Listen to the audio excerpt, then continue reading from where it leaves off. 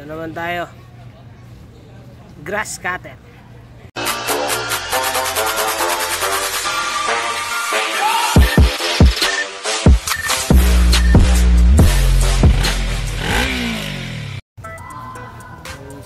Pumuputok eh.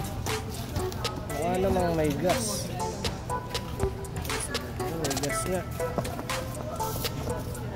Pumuputok kaso ayaw start.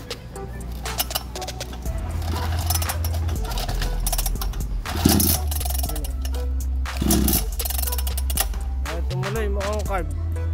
Sleeping ko yung carb. So ayun, nasa na ba? Yung carb, mukhang wala naman problema yung carb. Wala pa lang nilalabas na kuryente. Kaya ito, check yung kuryente natin. Putik. Parang mali ah. So ayun, nakita ko na yung problema. Ito pala, sira na pala ito. Kaya kumuha ko ng, meron akong ano dito, makina dito ng pocket light ko eh. Bibigay ko sa anak ko eh. Kaso ano, hindi ko pa maharap. Ito, nakakuha ko ng coil dun. Ayun, magana na putik. Meron na kuryente. Ano ko ba papakita to? Hihilahin ko siya. Makukuryente ako sa gagawin ko.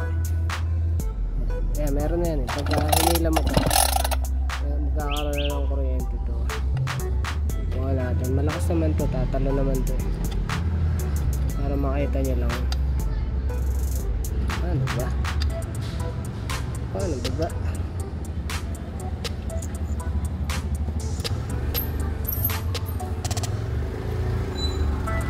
Yan.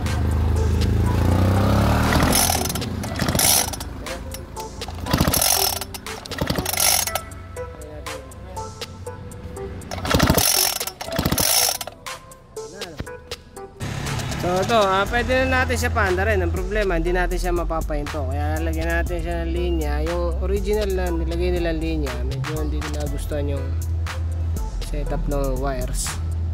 Ayusin ko na lang yung wires. Ayun yung switch na ginawa.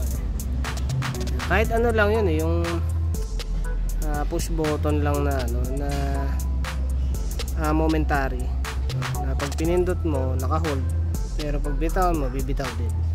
Kahit ganun lang, kasi ang idea lang naman eh i-ground mo to. So bibigyan mo lang siya ng ground. Pag naidikit mo na yun, mamatay na yun. Hindi mo na kailangan ibabad. Yun nga lang, mas maganda yun na naka switch off para kahit hila-hila hindi aandar.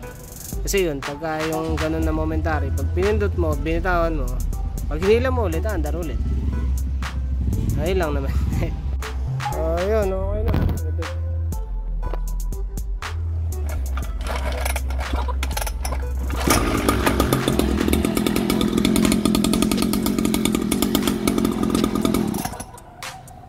Hanap na yan.